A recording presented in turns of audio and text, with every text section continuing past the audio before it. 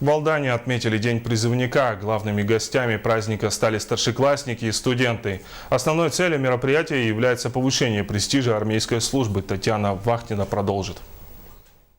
Полевая кухня, учения по стрельбе и физическая подготовка. Площадь районного дома культуры превратилась в плац. Армейская дисциплина, впрочем, не тяготила. Здесь развернулось празднество. Повод его был весьма торжественным. Алданцы отметили День призывника. В России этот праздник сравнительно молодой. Знаменательной датой является 15 ноября. Однако индивидуальные традиции его проведения складываются повсеместно. Указом президента Республики Саха в Якутии День призывника проходит дважды в год. Во время весеннего и осеннего призывов. Добрый день всем тем, кто собирается служить в армии, всем тем, кто будет служить в армии. Я хочу поздравить вас с этим хорошим солнечным днем, потому что служба в армии – это почетная обязанность любого гражданина мужского пола в Российской Федерации.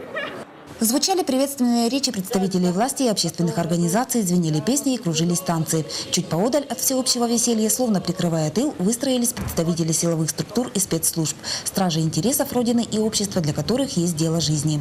Главными гостями праздника стали старшеклассники и студенты. Между тем, горячая пора в военкомате продолжается. Весенний призыв 2014-го идет полным ходом.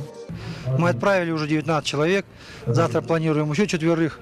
И где-то вот во второй половине мая, в июне, до конца еще человек примерно 40 отправим. Ну, то есть все наши, кому положено уйти в этом году в армию, все уйдут. Основной целью празднования Дня призывника является повышение престижа армейской службы, поскольку защищать Родину есть почетный долг каждого мужчины. Татьяна Вахтина, Николай Герасимов, НВК Саха, Алдан.